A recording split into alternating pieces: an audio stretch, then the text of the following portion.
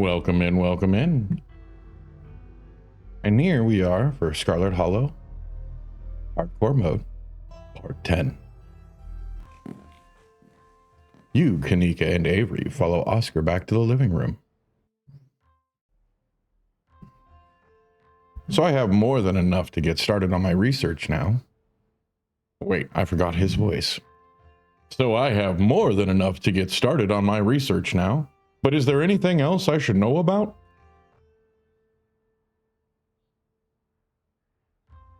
I wonder if this could be the work of some sort of cult. You mentioned something like that at the library the other day. If there was a cult in Scarlet Hollow, I feel I'd know about it. Hey, I don't know. I'm just throwing things out there. Let's not get all satanic panic just yet. I know it's not looking unlikely at this point, but having lived in the town all my life, I feel like I would know if there was some cult that ran the place. I've got to agree with Kanika on this. I feel like I'd have picked up something. A cult doesn't necessarily have to run the town to have had an impact here. It doesn't even have to be active. From what I gather, these carvings you've been talking about are old. Whoever left them here is probably long gone. I'll see what I can find. You never know. Make sure Pixel stays inside, or he might get grabbed by the ditchlings. The ditchlings are those things from the woods, right? With those faces? Yeah, the Anguish Doughboys. I kind of like them. It's like a hidden object game out there today, and with all the weird little faces peering out of the bushes. Like them? Are we talking about the same creatures that have been laying eggs in the local wildlife? I don't want to get friendly with them or anything. I just think they're kind of interesting. To each their own. Will do. I can't imagine how devastated Rosalina would be if something were to happen to him, especially after everything she's been through.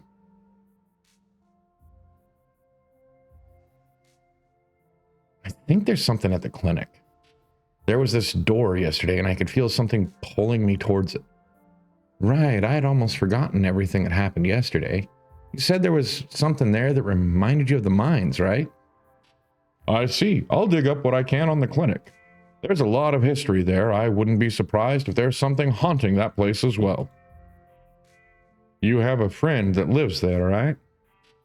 Should we tell him that something bad might happen in his house? He might want to stay someplace else for now, if the last few nights are any indication. Yeah, I can shoot Reese a warning text, but I don't know if his mom will let him leave.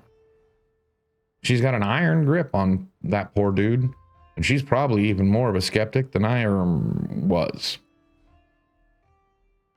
One way or another, I'm going to find myself back there soon enough. It's faint, but I can still feel the pull of that clinic door, and it's only getting stronger.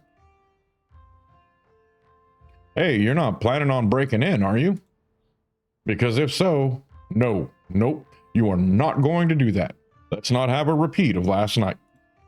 We should be more cautious about what we do next. We don't want anyone to get attacked or possessed by any more ghosts, even if it is to help a friend.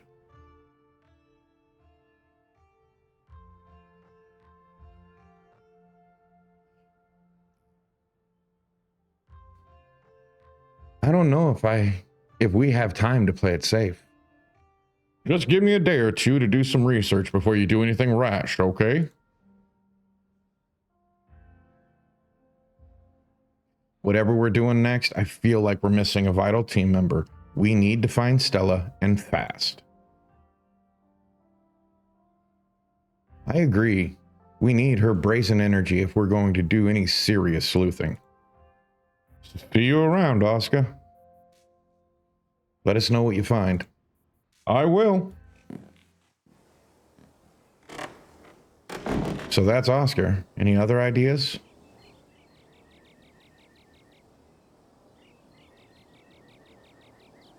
Why would she go to the church? I don't think she'd go back to the mines. Well, you know what? Let's check the mines. I guess there's a decent chance Stella went to find your cousin, since they're friends. You don't see it. Oh, come on. The two of them have such a dynamic, you know? Classic dog and cat situation. Come on, I'll drive us. You follow Kanika to her van. It is not long before you find yourselves outside the Scarlet Mines. A wall of bodies, picket signs and megaphones in hand, forms a human barricade around the entrance to the Scarlet Mines. Is this a strike? They're striking? Some miners were talking about it in the diner yesterday, and it looks like they've managed to convince almost everybody to join up. The collapse must have been the breaking point for a lot of people. Yeah, I wouldn't want to go back underground the day after kids were trapped in a mine collapse either. I'm never setting foot in a mine ever again. It's time Tabitha stopped taking her workforce for granted. I hope it's not weird to talk to them while they're in the middle of all this. Don't worry, I know these guys. Most of them are in the diner there at least a couple of days a week. They'll be chill. Will they be chill talking with Tabitha's cousin, though? Well, if it ain't the boss's cousin.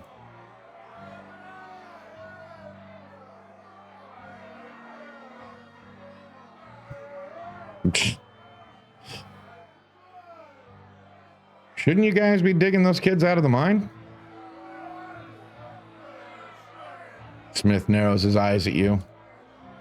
Shouldn't you be lounging in your family's castle out here, not bothering working folks? There's a team digging them out. We're taking shifts. We may be striking, but that just means we're not making the boss any money. Not that we won't do everything we can for the kids who need us.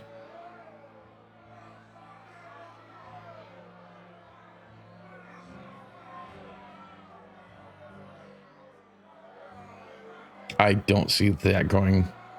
That just sounds like, hello, my fellow kids. How goes the strike? Wouldn't you like to know? You can see for yourself. It's going strong. A major collapse happened on the property not 2 days ago, and the boss wants us to go on about our work as usual. I ain't going back down there knowing death and serious bodily harm could come at any second. I care more about living than I do about a paycheck. There's a lot that could stand to change around here, and seems like a damn near everybody else thinks so too. Scarlet, more like toilet. Better hours now or none at all. I am unhappy with the treatment I am receiving as a worker in the Scarlet Mine. All right, I mean, not really catchy, but it tells you exactly what it wants. What are your grievances? We'd like competitive pay, 8-hour shifts instead of 12 or more, improvements to the sick day and vacation policies, and a thorough safety inspection before any of us step foot underground again. I can't actually argue with those. The collapse was way too close to the active mine for me to feel safe down there until I know for sure I won't wind up buried under 2 tons of rock. This place is supported by the labor of folks who are too desperate for work to care about the conditions they work under. It runs them ragged, then spits them out when they're too broken to keep going. I've seen it time and time again. We're going to change things. There's no reason we should be treated like we're a disposable workforce. I can't argue with that. Mining is one of the most difficult jobs. If we're the ones making her money, we should be making some money too, not just scraping by.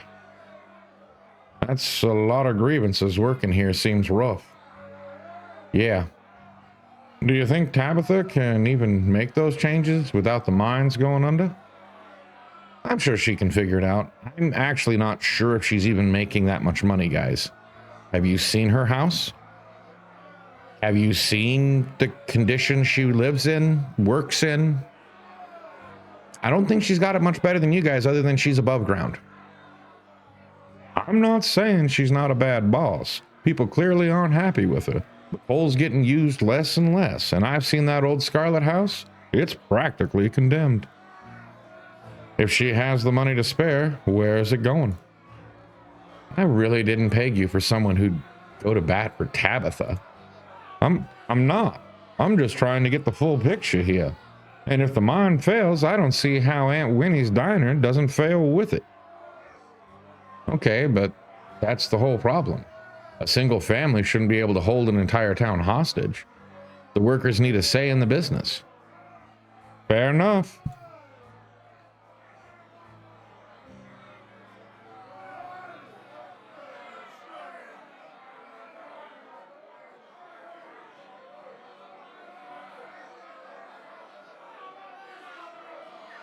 I have no horse in this race. I just got to town a few days ago. I have no allegiances.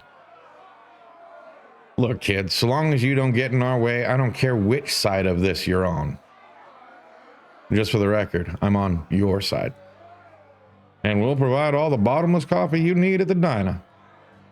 And you know, if Stella were here, she just wants everyone to somehow find a way to get along, which is not supporting the workers. Which isn't not supporting the workers. That's a double negative. All I'm saying is almost everyone you know in town is on their side. The choice is pretty clear, no matter who you're related to, Neon. We have enough support from our coworkers in the community. There isn't any stopping what's been started. The boss will have to hear us out if she wants anybody to get back to work.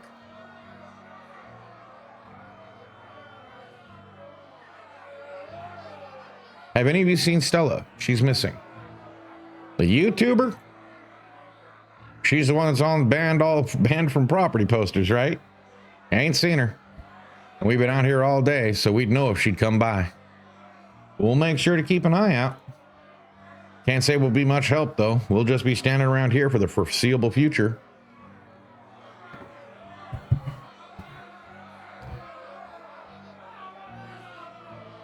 Okay, well, I need to talk to Tabitha.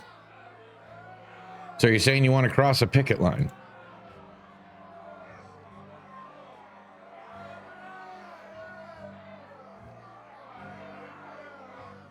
Okay, let's just go. If that means we don't have to talk to Tabitha, that's fine by me. I guess that's it for the mines. Come on, I'll drive us back to town.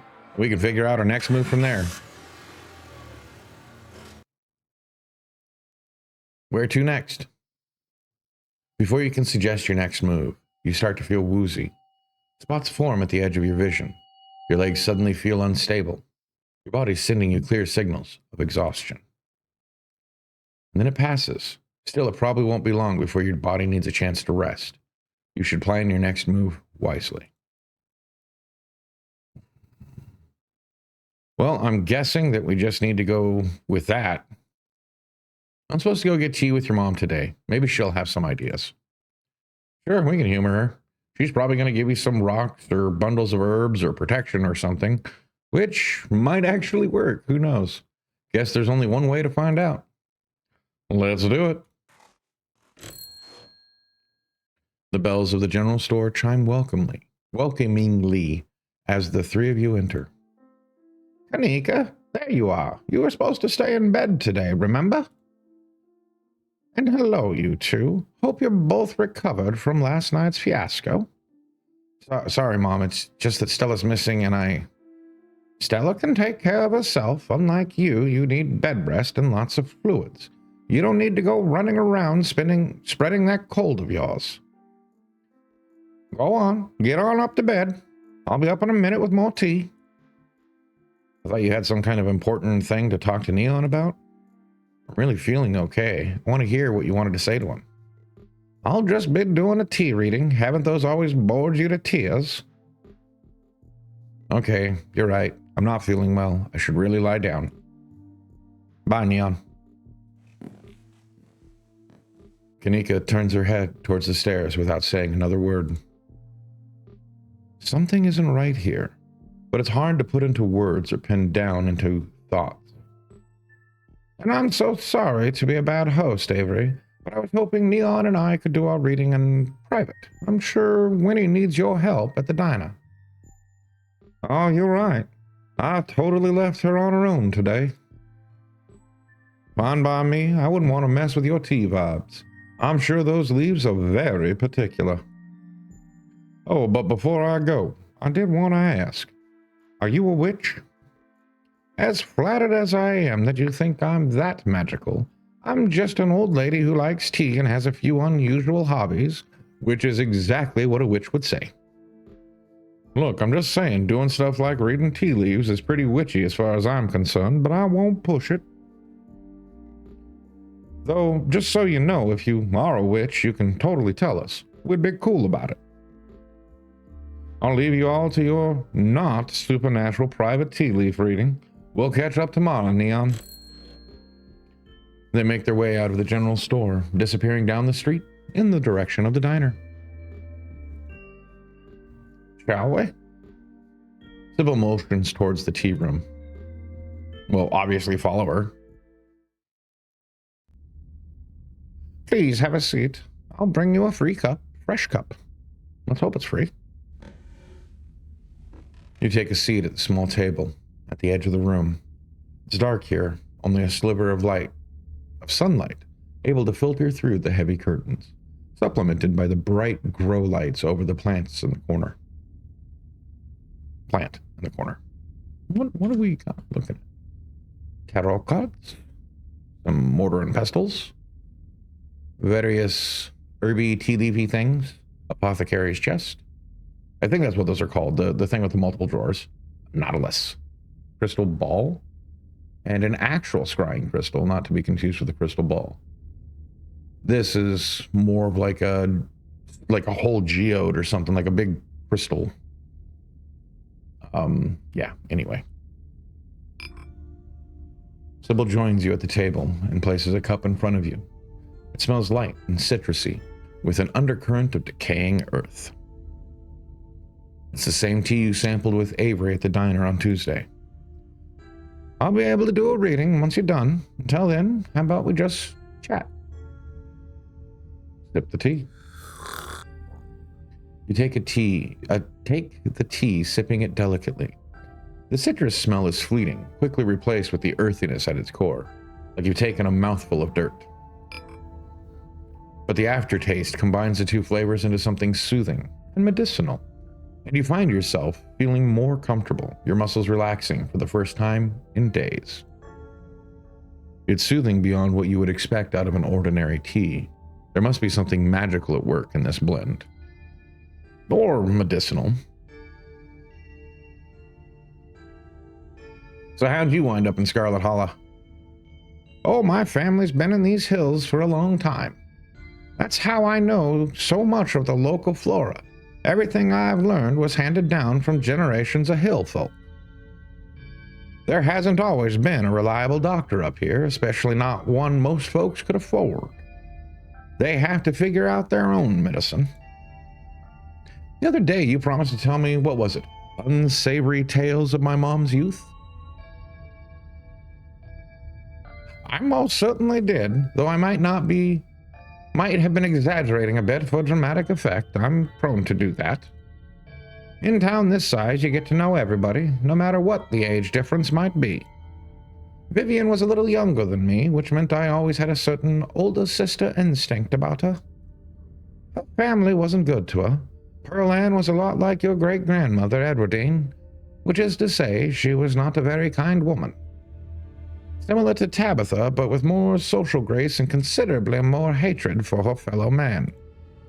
But your mother wasn't a shrinking violet either. She was just as stubborn as any other Scarlet. So her family choosing her as their punching bag made her into quite the rebel. Why were Pearl Ann and my mom raised by Edwardine? What happened to their mother? Their entry into this world was violent, I'm afraid. The mother was young, too young to be pregnant, especially with twins. She didn't survive the labor.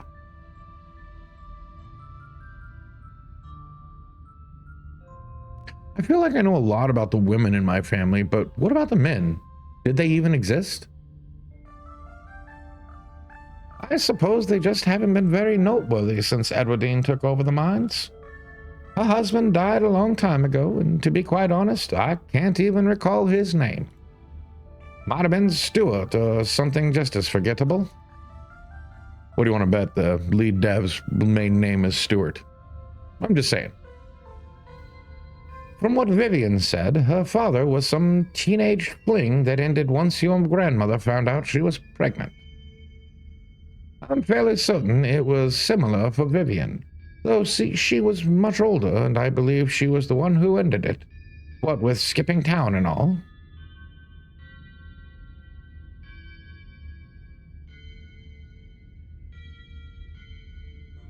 What do you know about my grandma? I'm afraid there isn't much to tell you. I think there were two in that generation. The eldest died when the girls were still children. Edwardine never spoke about them, nor did your mother. What happened when my mom found out she was pregnant?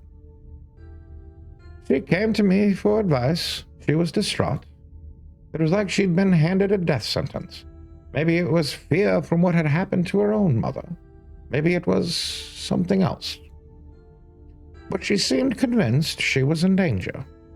Tabitha had already been born by then, of course, but she was born in wedlock, so I assumed your mother's worries had something to do with religion. Though the Scarlets weren't particularly religious as far as I knew. But the way Vivian was that night she came to me, it stuck in my mind. It's always had me wondering what it was about your family that made her panic so much at the thought of having a baby.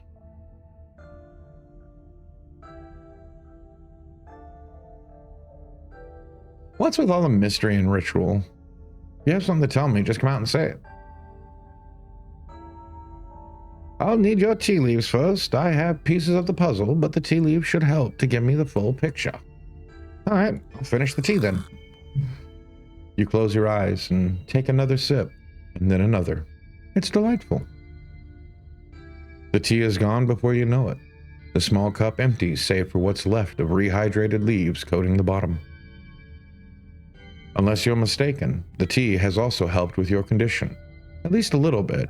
You still feel aged and worn, but you're a little less tired and a little mentally sharper than you were a few minutes ago. Oh, good. Glad you found the tea palatable enough to drink.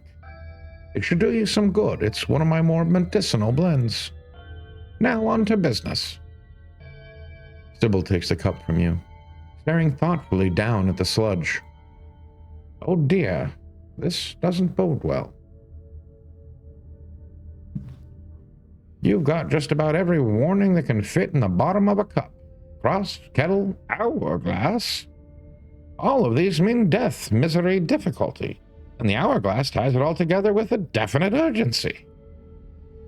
It's fair to assume that all this has to do with whatever brought the ditchlings. Something is coming, and whether any of us can stop it, I'm not sure. But we may, at the very least, be able to figure out what it is.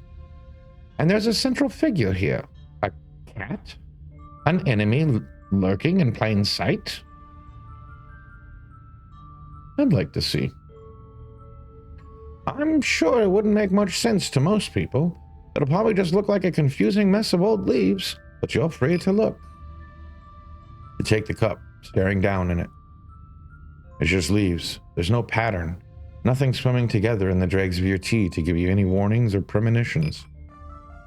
After a long moment, Sybil takes the cup back from you. I hope that settled your curiosity. Don't worry if you couldn't make sense of it. It takes years to learn this sort of thing, even for someone with your propensities. She winks conspiratorially.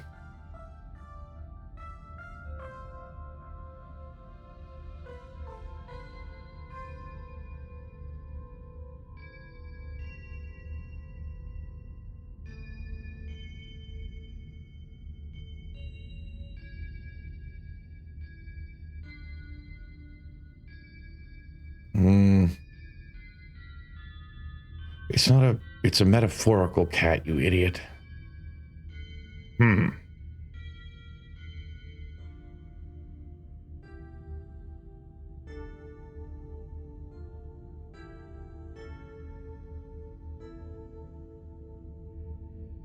I don't know. The cat could be Pastor Daniel. There's something wrong with that poor young man, isn't there? I don't think there's actually a bad bone in his body. There's just something perennially off-putting about him. His whole situation's rather unfortunate. The cat requires a level of closeness that I don't think the good pastor is really capable of. Not to be rude or a gossip, but I don't think he has a single friend in town other than his wife and daughter. You don't have to figure out an answer right away. It often takes time for the mind to connect the dots. Just be on guard and keep vigilant that someone close to you isn't to be trusted. We know from the ditchlings that something terrible is coming your way, and it's likely that it's connected to some hidden enemy. Perhaps we can try to counteract whatever might be planned for you. Judging by what you told me last night, those stones, carvings, seals, whatever you want to call them, I think it's likely they have something to do with this. Until that cat reveals itself, it seems like your best course of action is to seek these carvings out. Piece together what you can from your vision and arm yourself with information. Have you sensed any others around town? Do you think you might be able to find another? Your thoughts drift to the door yesterday, the one that seemed to draw you in, urging you deeper into the clinic. Even just remembering it is enough to tug at you, compelling you to return and open it to see what's on the other side. You can find Stella later. Maybe you can find her there. What's important now is finally seeing what's hidden in the clinic.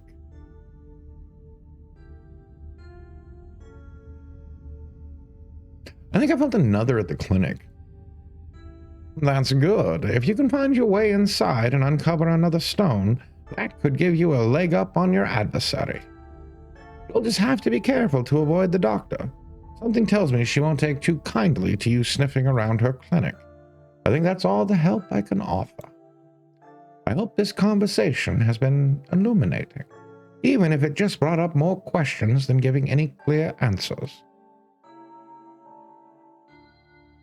You helped last night. Why don't you come with me? I may have been able to see through that spirit's illusions, but I'm not some kind of all-powerful entity. I'm an old woman. I have trouble with my knees and my eyesight ain't what it used to be. In most situations, I'd be more of a liability than a helpful companion. Imagine if I'd been in those mines with you. Some use I'd be, struggling to climb over rocks and ladders, throwing my back out from all the crouching.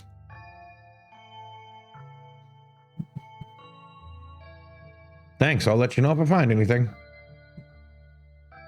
Glad to hear it. I hope all goes well, and I wish you luck. Hopefully, you won't need it. Thank you again for humoring an old lady and stopping by for a chat. With a small grunt of effort, Sybil gets up from the table, and you're escorted back to the door. And remember, be careful in who you put your trust in. According to your tea, the cat is getting ready to pounce, and merely being ready for it might not be enough. Sybil closes the door to the tea room, the bells of its door strangely flat in the stale air of the nearly empty general store.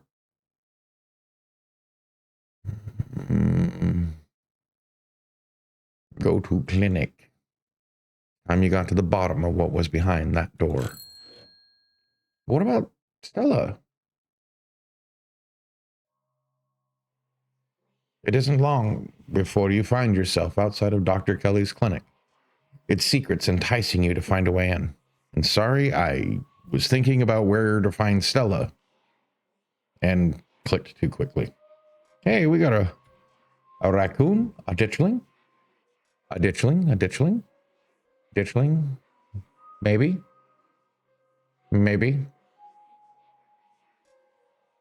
Okay. Even at the bottom of the hill, you can already feel the presence.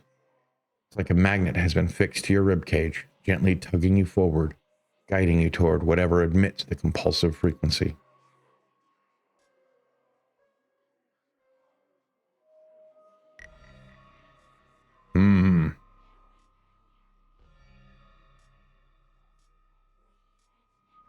Talk to animals. You quickly glance around, and eyes change on the underbrush, and a flash of striped tail grabs your eyes immediately. Can I help you, Buster? Hey there, if you were trying to break into that house at the top of the hill, how would you do it?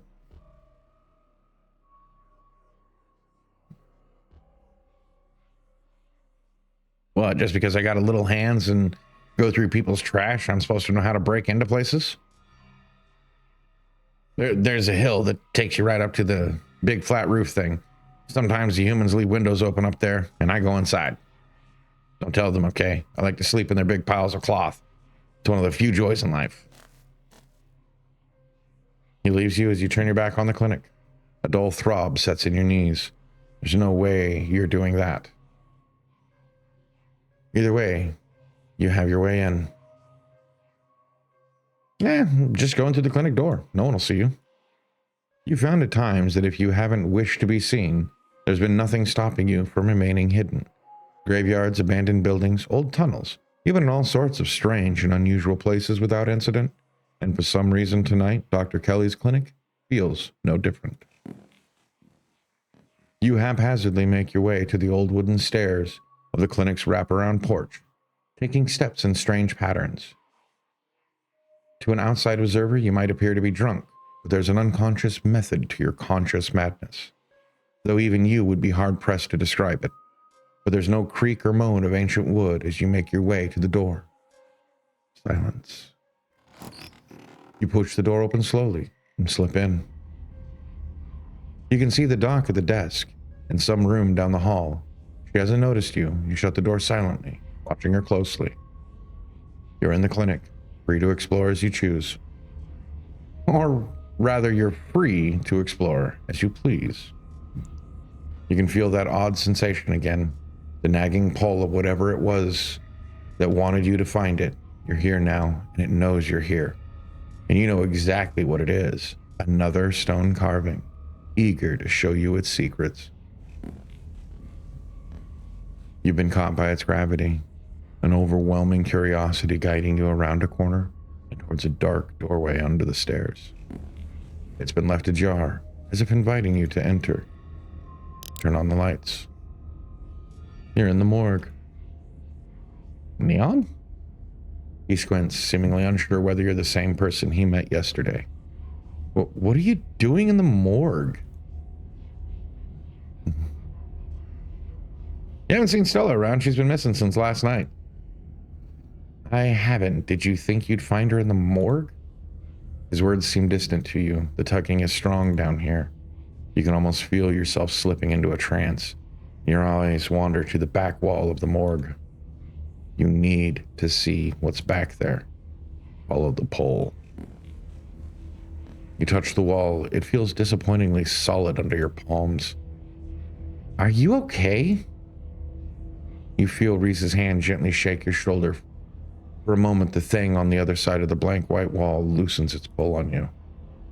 You kind of look possessed for a second there. You good? Make him understand. Use your words. Don't let this fervor consume you. Be present in the moment. You inhale deeply, take in your surroundings. You can't help but notice that one of the body storage drawers is labeled Pearl and Scarlet.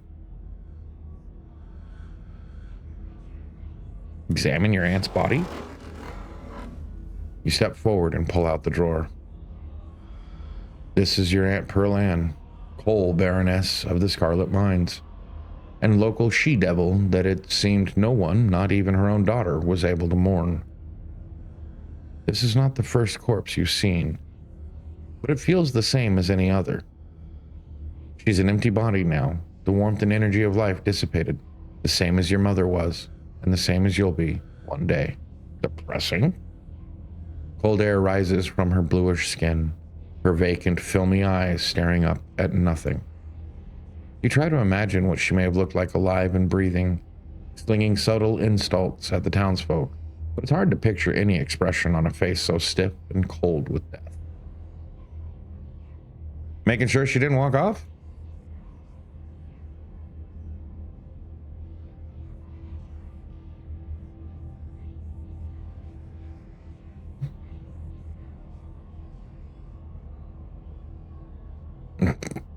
You know how to check for signs of murder? I was just wondering.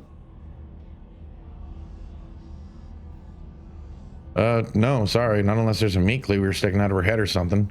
Doesn't look like that's the case, though. Just looks like an old lady. Having seen what there was to see, you slide the drawer back and close it.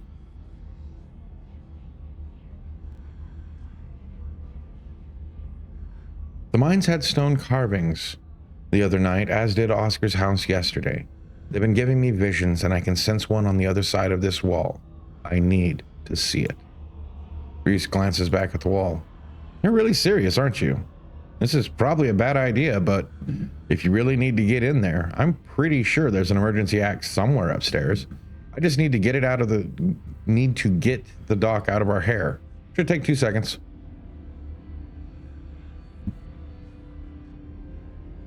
Thanks for understanding. I'll mention it. If there's anything I can do actually to be useful, I'm happy to help. Be right back. He strides past you, his long legs moving swiftly. He seems excited, his usual dour demeanor replaced with an uncharacteristic pep when faced with the prospect of sneaking around and tearing down walls. You hear his soft voice filtering through the open doorway at the top of the stairs. A hoarse and sickly edge added for effect as he speaks to his mother. Hey, Mom. He coughs gently. Reese, I didn't know you were awake. I still feel like shit, but I think I can finally keep some juice down. Looks like we're all out, though. Really? Thought I'd just pick some up. I've got an errand to run on Main Street anyway. I'll go pick up some orange juice and some ginger ale, too. That would be awesome. Sorry to ask. I know you're probably busy. It's no problem. It doesn't take long. Don't do anything too strenuous while I'm gone. Just lie in bed until I get back. Thanks, Mom. I'll take it easy.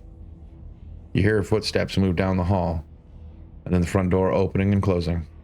It worked. The theatrical rasp has left his voice, excitement rising in its place. Come on up. We don't have long until she's back. As you step out of the morgue, you relax. The extra space between you and the carving has weakened its hold on you, and with it, your desperation to claw your way through the wall and unveil it. It's one of those emergency fire axes. It should be pretty obvious wherever it is, but I'm not sure where she would be keeping it. Show you around. Let's try the doc's office first. You make your way to the doorway of the now vacant office. I don't see an axe in here. He's right. Cursory glance reveals nothing but stacks of paper, cabinets of medical supplies.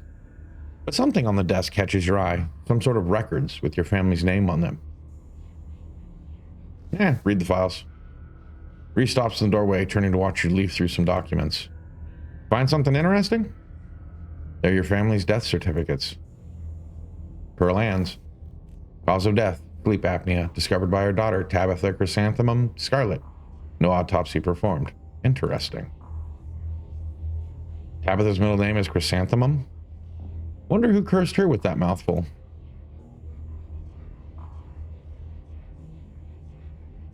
I feel like that was forbidden knowledge. Edwardines. Edwardine Scarlet, born April 9th, 1913, died February 12, 2003. Cause of death, heart failure. Signed by her granddaughter, Pearl Ann Scarlet. Pretty normal, almost made it to 90. Died of a normal old person illness. Yes. Enoch's. September 9th, 1887. Died August 20th, 1957, age 69. Cause of death, fall from cliff. This one has a coroner's report attached. Organs sustained impact injuries, lacerations to the neck and body consistent with fall from a great height. Whoa, an actual autopsy report. Looks ancient. What other... You quickly flip through a few of the Scarlet whose names aren't quite as familiar. Theodore Scarlet, age 28, crushed in a mine collapse, body not recovered, signed by his brother Enoch. Joseph, born 1914, died in 44. Louis Scarlet, born August 1920th. Wow. Was 30 years old and 24 years old.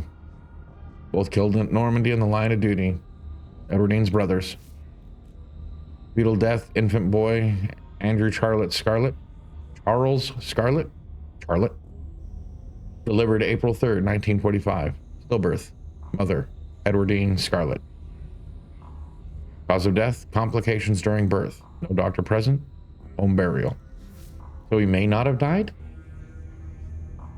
Alexandra Scarlet, born December 12th, 1947. Died August 20th, 1957. 10 years old, 9. Missing, presumed dead. Signed by mother, Edwardine Scarlet. Alexandra, the owner of the doll, she went missing. Maribel Scarlet, born September 3rd, 1946. Died October 30th, 1963. Aged 17. Cause of death, complications during childbirth. Signed by her mother, Edwardine Scarlet. Wow, that's a lot of kids to outlive. His eyes flick up to the doorway. A second later, you hear the sound of the front door handle being opened. His hand is on your shoulder before you even register what's happening. You're pushed back out of view of the front door. I'm not supposed to be in here. We gotta hide. He hurries to the closet, motioning you inside. You slip past him and squish yourself into what little space is available in the nearly full closet. Reese is close on your heels. Let him in. Together you listen as the doctor makes her way to some room deeper into the clinic. In the silence of the tiny closet, every breath seems too loud, as if you could expect Dr. Kelly to hear it from wherever she was across the house. We'd better wait a second just in case. Quietly wait for the danger to pass. The two of you stand in tense silence, both crammed into suffocating closet. Taking shallow breaths as if you could hear your breathing from the other side of the building. But the footsteps soon return. Dr. Kelly makes her way back towards your hiding place, creaking floorboards broadcasting her location all the way to the hallway just outside your hiding spot. Footsteps return, getting louder, approaching the open office door, and then they stop. Much to your relief, she opens another door, leaving the main clinic. We're in the clear. We probably only got a minute or two before she comes back. Let's make it count. Medical supply room is probably our best bet. If any other room in the clinic is likely to have a fire axe, it's probably the room full of chemicals. This way. And this is where I'm going to leave it for this episode. But don't worry, I will soon return.